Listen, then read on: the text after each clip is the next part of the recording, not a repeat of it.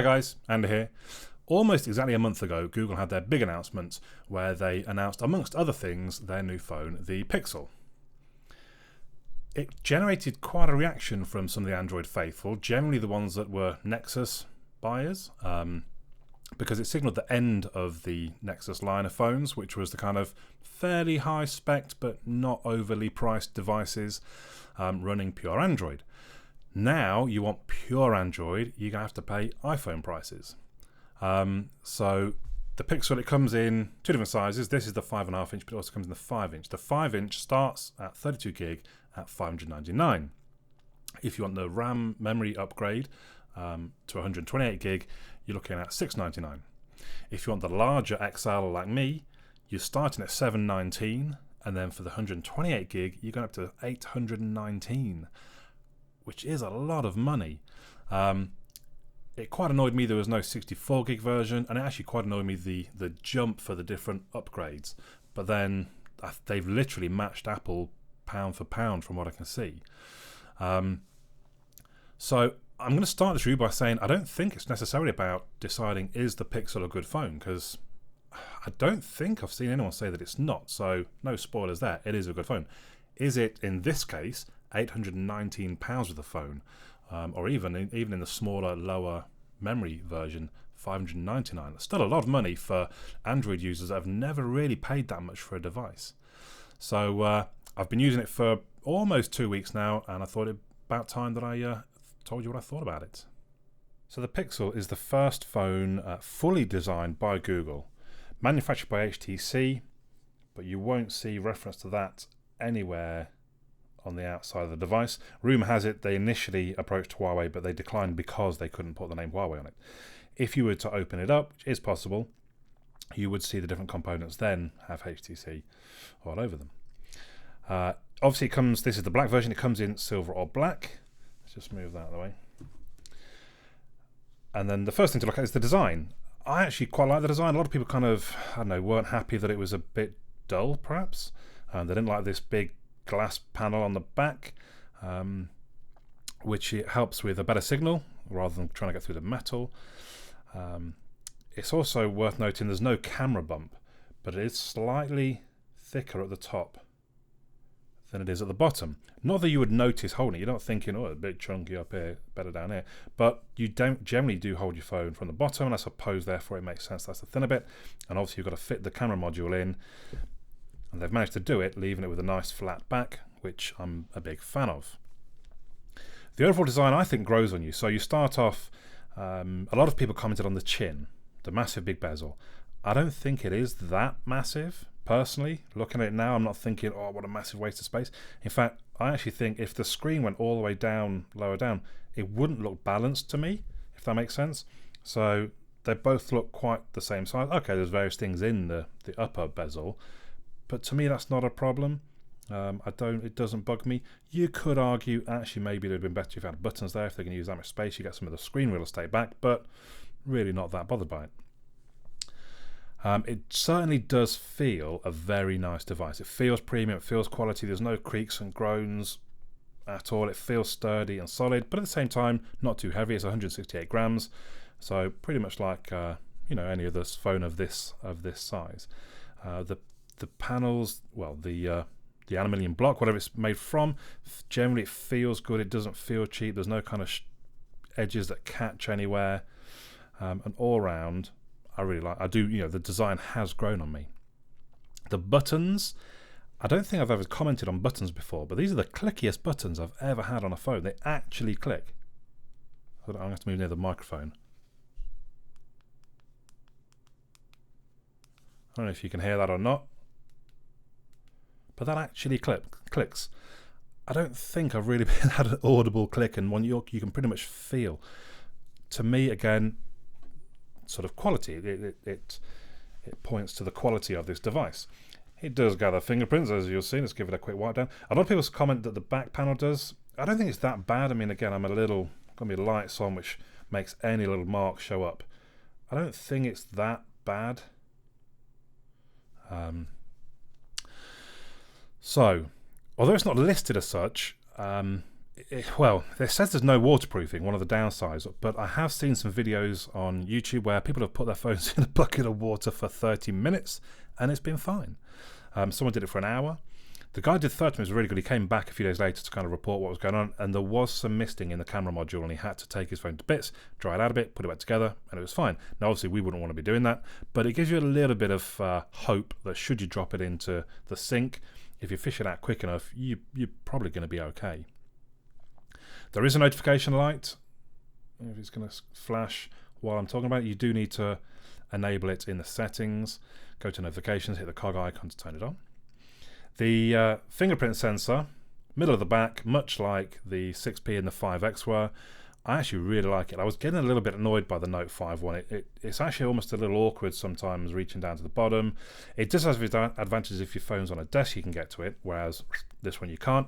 But if you set up enough of your smart lock type thing, so mine, I almost always have my Android Wear watch on. If it's connected, it doesn't lock the screen. I can just slide up and in I go. In this case, I think it's probably the local. Actually, no, it probably is connected to my watch. It's only over on the side there. The fingerprint sensor itself isn't the fastest, but that's fine. That's not slow, let's put it that way. But it is really reliable. I could probably count on both hands in the last 12 days the amount of times it's actually failed. It's given a little vibration that it's failed. Obviously, sometimes you kind of miss the sensor. Look at that.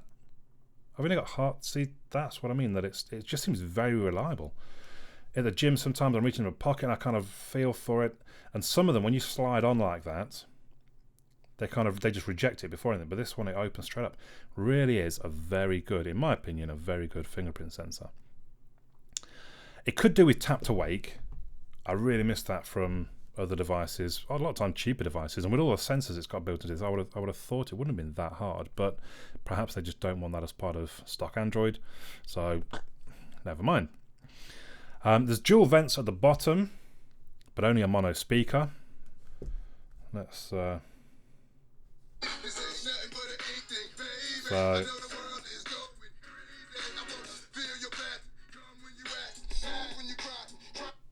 but actually I think it's quite a good speaker. Spend less time chasing clients. You can also take pictures of receipts on your phone using FreshBooks app. It's the main thing, right? Yeah. All right, it's time.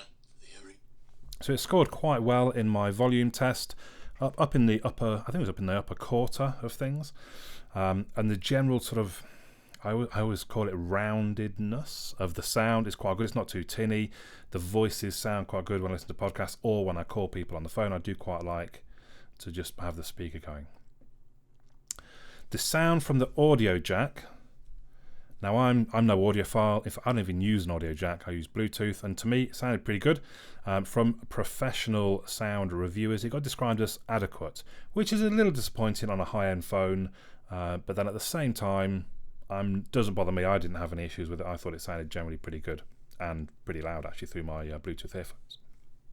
There is no wireless charging, mainly because of the metal case or body. There's also no micro SD card slot, which means you might then be, and again, why it annoys me there's no 64 gig option, your only option is to bump all the way up to the 128 gig and spend the extra £100. If we move on to the hardware, it comes with a Qualcomm Snapdragon 821 chipset, a quad-core 2x2.15 GHz Kryo CPU, and 2x1.6 GHz Kryo CPU. It's got the Adreno 530 GPU. As I've mentioned, it comes at 32 or 128 gig storage with 4 gig of RAM. On Geekbench, it scored just over 5,100 for me. And actually, it scored well in all of my tests. And then it's a very unscientific way, but I do a little kind of comparison how it ranked in the gradings to give me an overall score. And it did okay. It didn't quite get up to the S7 Edge, but only missed out by a couple of points. And you could say it's slightly more balanced, but I don't know. The screen itself is a AMOLED 5.5 inch, obviously on this being the XL. 2560 by 1440. The 5 inch only has a 1080p and has a slightly lower pixel density. The XL's pixel density 534. That's all protected by Corning Gorilla Glass 4. There is of course NFC, which I think is around about the fingerprint sensor, and as you might have noticed earlier, it has USB Type-C. If I move on to the camera, the rear-facing camera is a 12.3 megapixel f2.0 with electronic image stabilization using the gyro, which apparently can sample 200 times a second for movement. It also has phase detection and laser autofocus, dual LED flash. It can film at 4K video at 30 frames per second, 1080p at 120 frames per second, and 720p on super slow mode, 240 frames per second. The front-facing camera, 8 megapixel f2.4, can also record at 1080p. Now, DxO, is it DxOMark, I think, rated this the highest phone camera ever. And I've got to be honest, I don't really see anything that would make me think that would be wrong. It's a fast camera. It's so fast that it has HDR Plus on by auto. It gives great low light performance, especially since it's not got OIS. Even iVerge, what people call them iVerge, because they're quite Apple fantastic, one guy wrote how one photo that he took made him rethink the whole Pixel versus iPhone situation and how good the camera was on the Pixel. It really does, for me, give very sort of clear, good colours, detailed photos. The video stabilization is amazing. To me, it's stunning. It's like you were filming on a tripod or with a high-priced gimbal or something like that. It's just so steady. You can be walking along and it can level it so well. The downside to the EIS is the movement can be jerky if you're panning, because the EIS will effectively sort of fight against the movement, thinking that you're just wobbling, so it tries to hold it steady, and then when it gets to the point that it realizes it can't do it anymore, it has to bring the view back round, and it does it again, and so it does jerk a bit. I'm hoping they can fix that with software updates, because that's effectively what it is. It's just an aggressive EIS, and maybe they need to tone it down slightly. For me, it helps me to remember to pan very slowly. You pan slow enough, you get a lovely smooth picture. 4K video still has stabilization, but not quite as dramatic, so it perhaps gives the best blend of the two. Reasonable stabilization, but with smooth panning. You do, of course, get a huge file size though from a 4K video. Thankfully, Google with the Pixel devices give unlimited full-size storage.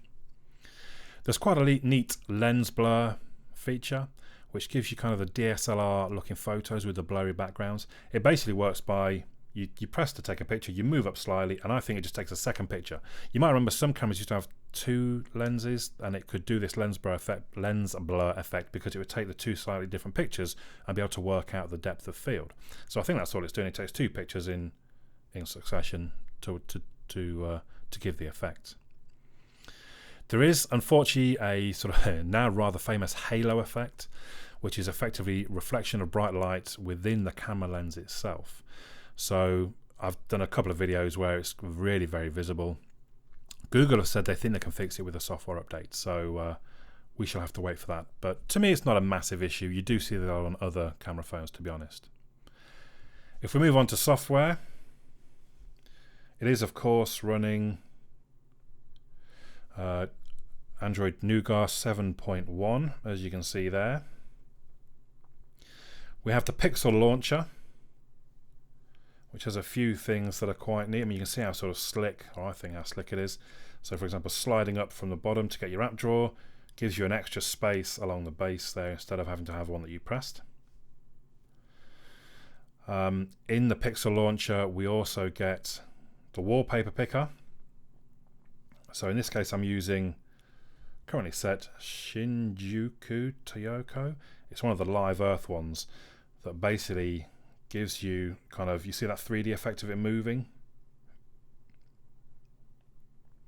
and when you turn on and off, so it kind of zooms in. It's really quite nice. We also have the hold down, so it's effectively Android's answer to the, is it Touch 3D on iOS? You hold down and you get different options from some of the tabs, which to me seems quite clever. Oops. Oh, maybe not on Google+. Not on all of the apps. You can effectively adjust the DPI of the screen in the display settings, so I've managed to crank mine. It makes everything a bit smaller. Oops. honestly, I can't entirely. There we go. So font size and display size. So I've got it set to small, and it gives you kind of examples above what it would look like. But you can go right the way up if you're a wow. if your vision's not so good, great option. But yeah, I like it nice and small, so I can fit more on the screen. I love that I can use Google Assistant. Google Assistant is one of the big selling points for the Pixel. Now, I guess I would have to start off by saying that it's basically a beta. There's a lot of stuff that it can't do, and it will even just say, I'm sorry, I can't do that right now. So if you ask it what music track's playing, for example, I'm sorry, I can't do that right now. But it is more of a conversationalist. So let's do a live demo. Okay, Google. Will it rain tomorrow? Yes, the forecast for tomorrow in Barnet is 10 degrees Celsius with showers. How about in Leicester? No, rain is not expected tomorrow in Leicester. The forecast is 9 degrees Celsius and partly cloudy. So that probably seems like fairly simple, yeah, and so what? But the whole conversational element, so I asked it about the weather tomorrow, and then I said, how about in Leicester? And it remembered I'm still talking about the weather tomorrow. Try that with Siri. I don't know, actually, I don't really use Siri, but I don't think it would work. You can also get it to remember certain things for you. Remember my PIN number is 1234. Oh God, don't, because I stuttered. I don't understand. Let's try again. Remember my PIN number is 1234. Okay, I'll remember that. So then when I say, what's my PIN number? Here's what you've told me. The 3rd of November 2016. Remember my PIN number is 1234. I'm not sure, because if you're storing things like, obviously my PIN number isn't 41234, you don't really want it announcing that, but you can turn it off so it doesn't talk the results back to you. But I think it's quite clever. Let's forget that, because, and it tells you when you told it as well. I won't mention it again if you don't. Oh, if I don't. So I guess my hope is that it develops a lot further and we get more from it in time. It does seem very quick though with voice recognition these days. I've started using it more for replying to text messages and things because it is so fast at getting it, and it generally gets it gets it right basically. One of the software features of stock Android these days is double tapping the power button for the camera, which I love. I did find at times I would end up not pressing it quick enough, so even that wasn't. And you just turn it on and off. So you do have to hit it pretty quick to get it to open up. The other thing that I quite like that I think is new, we've got split screen apps by holding down. I've got to go into something first. Perhaps let's go into. So we go into my Twitter. We hold down, and it brings up, so I can, well, whatever I want really. I'll be looking through settings whilst meanwhile my Twitter feed is above. I've got to be honest, I haven't used this yet, but I'm sure there'll be times actually it'd be quite handy. You can change the proportion of each different app. We turn it back off, but then we can double tap App Switcher to go to the last used app. And that I have used quite a lot. I think that's quite clever. I'm not sure how much people use the App Switcher. I do use it quite a bit, so having a quick way to get into my last app and then switch to the one before, I really quite like. There are some moves as well. Let's have a quick look, which are effectively like quick gestures. So swipe for notification. Oh, we did the jump to camera double quick. I'll flip the cameras. Let's show you that one real quick. Hello. So that's quite cool. And the other one that was at the top was if we use the fingerprint sensor, I can control the notification shade, which I've used a couple of times. I guess it's handy if you can't reach your thumb all the way up to the top. You can just use the sensor at the back. So quite handy. There's also a night light, which you can set. Where is it? Oh, it's right there. You So it's turned it like orange almost. The idea is if you have sort of bright white lights in your face, so you're checking your emails or you're playing a game or browsing the web before you go to sleep. If it's bright white light, I think it confuses your brain or something, like try to pretend it's the morning. I don't know, something weird like that. So the idea being it's more of a dusk type scenario now, and your brain doesn't go all alerts. I just turn the brightness down myself. Maybe I should use it more often at night and in the morning perhaps. So there's that option. It does apparently automatically backs up your data to Google Drive from the apps. I haven't really looked into that one just yet. And there is Google support baked into the settings. So you have settings on one side, support on the other. Now I've used both phone and chat this morning because I'd like to do the old, okay Google, remind me when I get home to call Google support, something like that. And it's just not working at the moment. I found out that it's coming up in my things coming up, call Google support. Is this working? So it recognizes I'm at home, but I'm getting no notifications. I want a buzzing notification saying you're at home, don't forget to do blah blah blah. So see if we can go. There we go. So I thought, well, I'll ring support and I'll see what they say. So I used the phone option. You basically get a call back. Some guy called me back from America. It was 11 a.m. when I did this.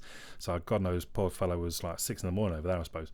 And he really wasn't very helpful. He could not understand what I was trying to say. I had to explain things in a very basic manner. So then I went to the chat support, and he ended up emailing me something to do with calendar support. So then I thought, well, I'll use the chat one, and basically they're going to email me about later. Also, I don't know if it's saying it now, but there is Wi-Fi calling on EE built into the software. I'm going to move on to the battery. It's a non-removable 3,450 milliamp hour battery. Google claim you can get 7 hours use from 15 minutes of charge, which I think I would tend to believe.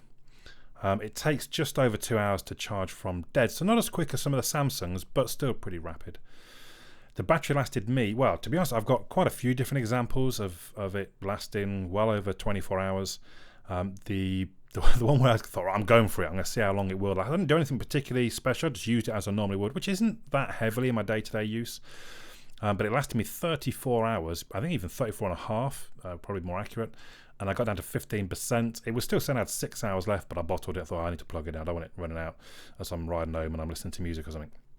But 34 hours, and like I said, that's not a one-off. That was doing nothing special. That was with no battery saving turned on. That was just my regular use. It does have great overnight standby. So I was looking at the stats, and at one point it basically sort of shut down at 2 o'clock in the morning, and for 4 hours or over 4 hours, it was at the same battery percentage until I turned it back on, and then it started to come down as you would expect. So personally, I would say the battery is a definite strength of the Pixel XL. From what I understand, the Pixel is very similar. It's got a slightly smaller screen and less pixels to push, so it does a very good job as well, but I can't sort of speak for that myself. The hackability is, I suppose, a little bit different to what you might expect. From what I can see so far, it's quite easy to unlock the bootloader. They have just got root. On XDA, though, there's only a few kernels knocking around. There's no ROMs at this point. So it's a little bit different to the Nexus, where the big thing was to whack custom ROMs on there. So what's my conclusion on the Pixel XL? I'd heard the phone was rushed in a 9-month window where they normally might take 18 months, which might explain some of its shortcomings, and it certainly makes me think that the second Pixel is likely to be one immense phone. It does make me wonder, when I think ahead to the next Pixel, it makes me wonder how well this one will hold its price. Will it dip like other Androids, or will it hold its price like the iPhone does in the same price bracket? So the big knocks on the Pixel: it's not waterproof, but it certainly looks to do well in the tests on other videos. There's no front-firing stereo speakers. That's quite a big one from a lot of people. I don't watch a lot of video on my phone. I don't play a lot of games. You do notice it when you're watching video. I do tend to kind of be cupping my hand to reflect the sound around. But I actually really like the speaker. I listen to a lot of podcasts. When I make phone calls, I generally have it come out of the speaker, and it's actually a very good speaker. The judder from the electronic image stabilization of video hopefully will be fixed or improved in the near future. You can obviously turn off the image stabilization if it really bothers you that much. Overall, I would still say the stabilization on this is better than any other device. You know, when I compare it to my Note 5, I did some video where it was on the same mount, both phones on the same mount, and the Note 5 looked like it was wobbling around this, and the Pixel just looked steady as a rock. So impressive. There is no wireless charging, which I really do miss. I like when I get home, I can just kind of drop it into a charger, sit on a charger, and it charges away. But it's not the end of the world. With the battery life being as good as it is, you don't miss it, or I don't miss it as much as I thought I would. The things in favour of the Pixel XL, I think it's got a great looking screen, nice and clear, very very strong. I mean, it's only just below what the S7 Edge was scoring, and it's just a touch below the Note 5 actually, to be fair, but it's still right up there, sort of 800 lumens, which is plenty bright enough. I think the camera's amazing. There's some great pictures from it in all different kind of conditions. As mentioned, the video stabilization is just stunning. I think the build quality, I've never owned an iPhone, but I think it's right up there with iPhones and any other device I've ever used. So I feel it's very good quality. The OS, as you would expect, super slick. I have had a couple of slowdown moments where it seemed to kind of just something's frozen, and I don't know if that's an app that I've got or if that is, maybe, I don't know if others have had it or not. So at one point I think I tried to get the camera out and it did seem to just freeze up for 6 to 7 seconds, but then it carried on. So I wouldn't call that lag, I would call it freezing. I'm not sure what had caused it, but generally everything super smooth, super slick.